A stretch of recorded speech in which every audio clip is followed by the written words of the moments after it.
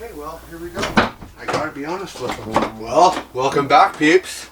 I haven't been able to sleep since the last time we made a video because, well, we got a problem I gotta discuss. Remember when I promised you guys that I was gonna be honest from start to finish on this build? Well, I made a mistake, and I'm gonna have to share it with you in this episode, unfortunately. And it creates a whole bunch of work of ripping things back apart that were supposed to be permanent and never supposed to be pulled apart again. So, let's get started, I guess.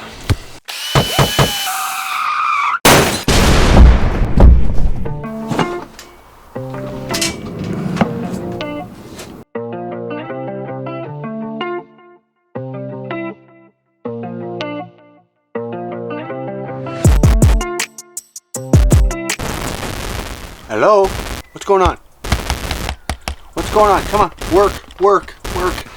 Alright, I think I got you. Here, let's set up the camera right over here.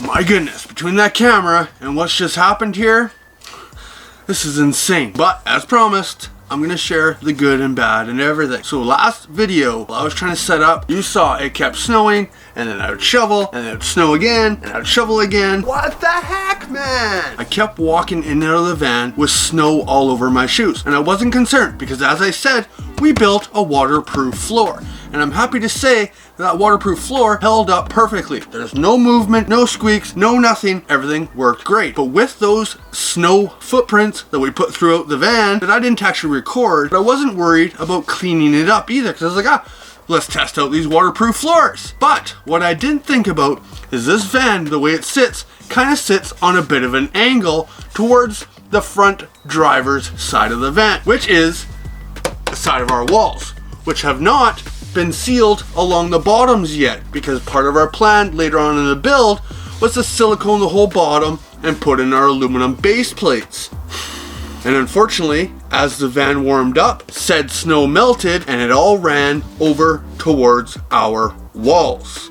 And this has created a huge problem, and I'm not totally sure at this exact moment how I'm gonna fix it. But however I do it, I'm gonna share with you in this video right now. But if you take a look here, look at this wall. Can you see that? The water came in underneath this groove here where it's going to be silicone and everything, and sat against this wall, which created it to absorb the water up, and it's completely wrecked the bottom side of the wall.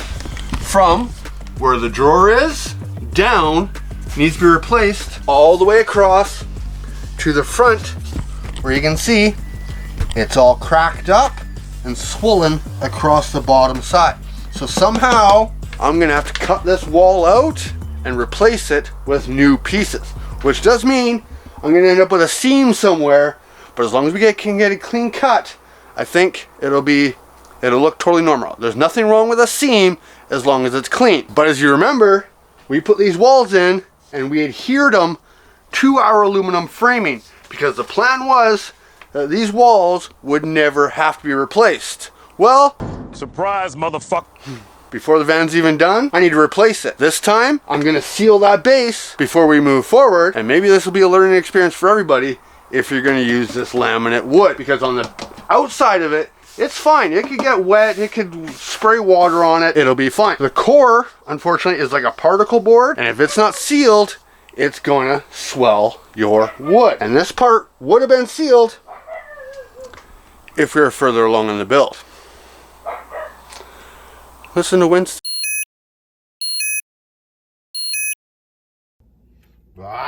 Now we have this problem. So I have a charger with 3 batteries, plus 1 inside the camera.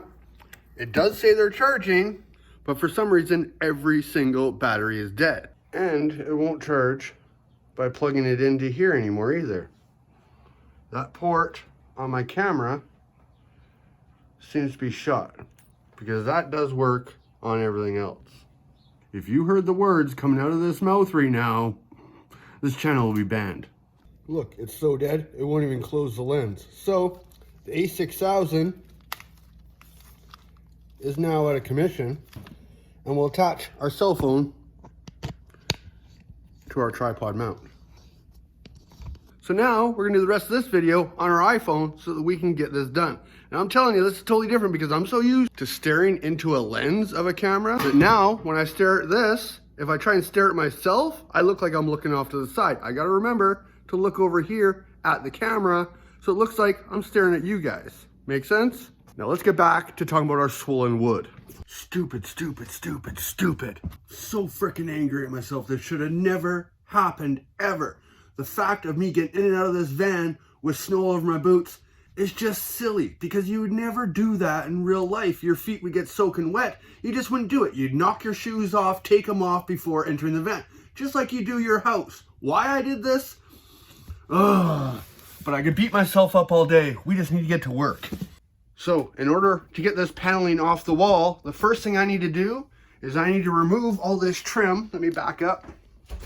I need to remove this trim that we put around the bathroom door so that I can cut out the bottom side of that wood and get it started. Now, I did already do a practice side, and I'm happy to report it worked out perfectly. So what I did is I got myself a little putty knife like this. Here, so you can read it.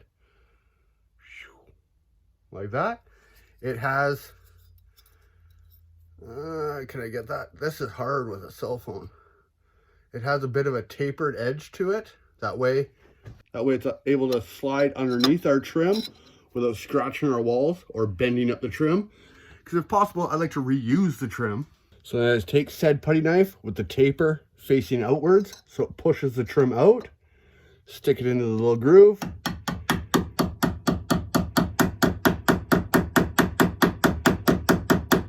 And tap it all the way in.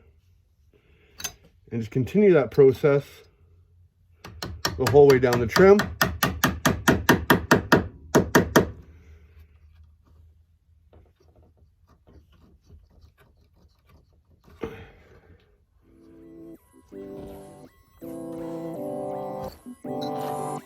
To break it all loose.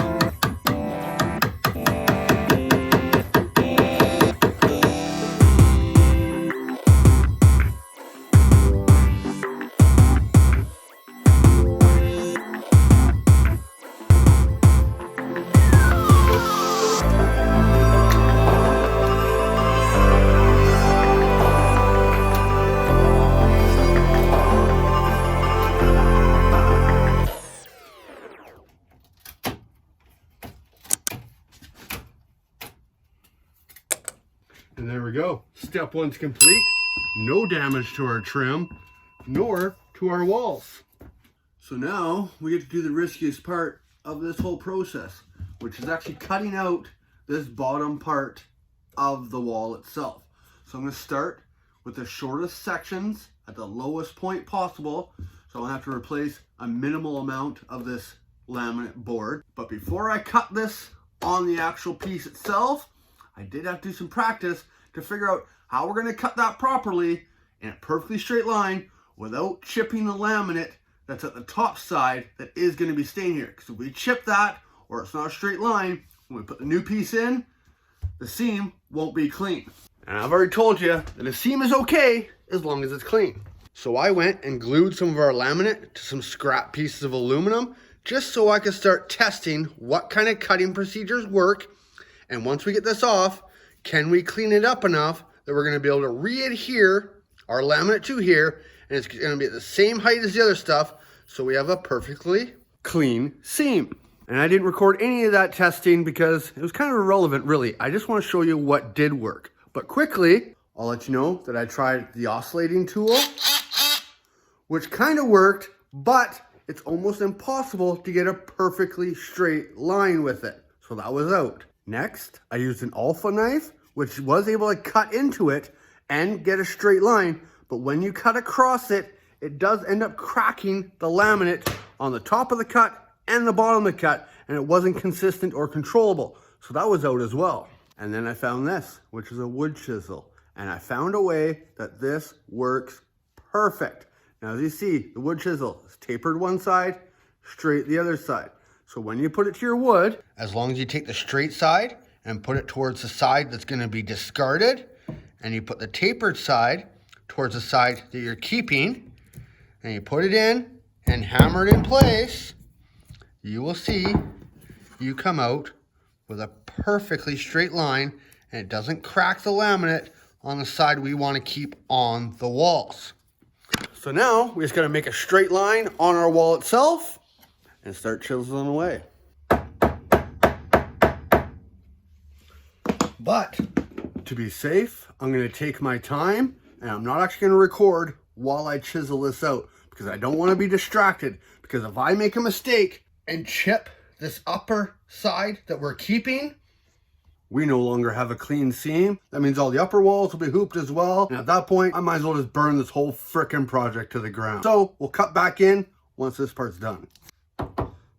Who am I kidding? Of course I recorded it.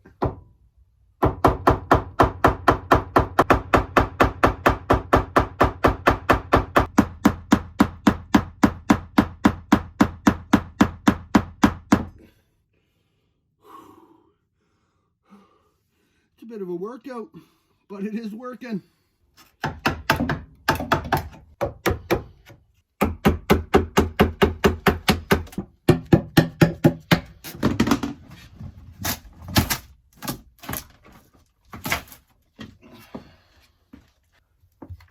And there we go. Once we've peeled all that board off, we're just going to take, I found a smaller blade that still had a tapered end on it.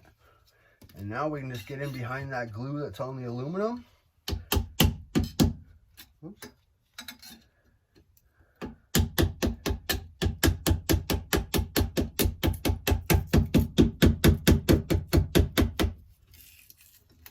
As long as you can get in behind it, it's coming off pretty clean.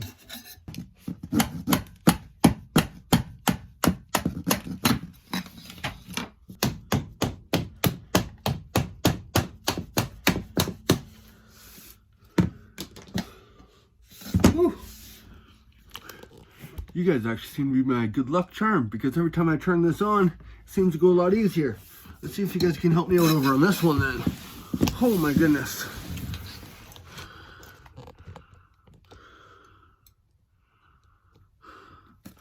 I've been going at this one a real long time. It just seems to be glued on like so good.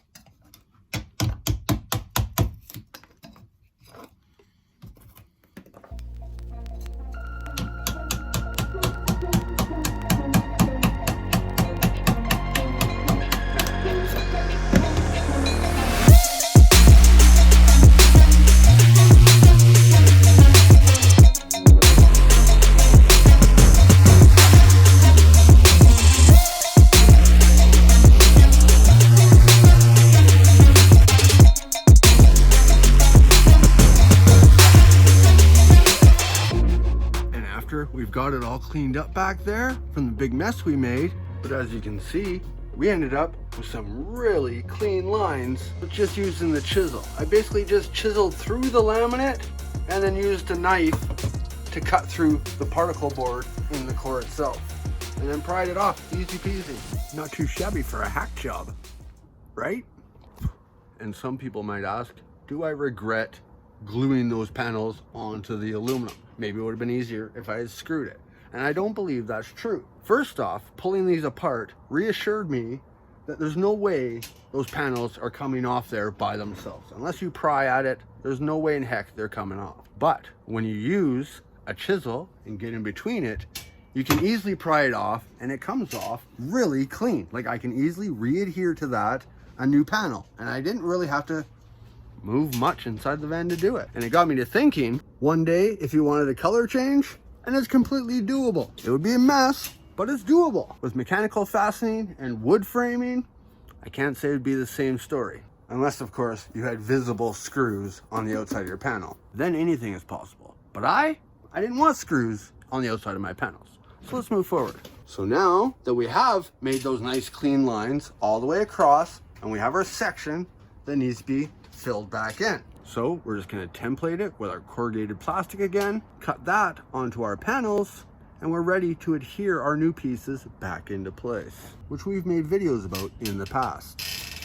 But for me to finish cutting out our templates onto our panels and then get it adhered to our 80/20 aluminum framing, that takes 24 hours to cure properly. Plus, when I take our trim and want to put it back on here, it also takes 24 hours to cure properly. And I promised you guys more consistent videos. So if I wait till all that's completed, I won't have a video again this Sunday, which we can't have happen anymore. So if you want to see this all finished once we complete the fix, especially seeing I learned something and I'm making a change to the bottom half of this panel, you're gonna have to tune in to the next video, which means if you haven't subscribed yet, maybe consider doing so. No pressure, of course, you do you, but this will help remind you when the next video comes out. If you have subscribed, thank you, thank you, thank you. And I am headed to Mexico for 10 days after this. So there's probably gonna be another delay in between there, but everybody needs a break, and I really need this break. Work has been absolutely insane right now. But either way, I will see you on the next video. Perfect.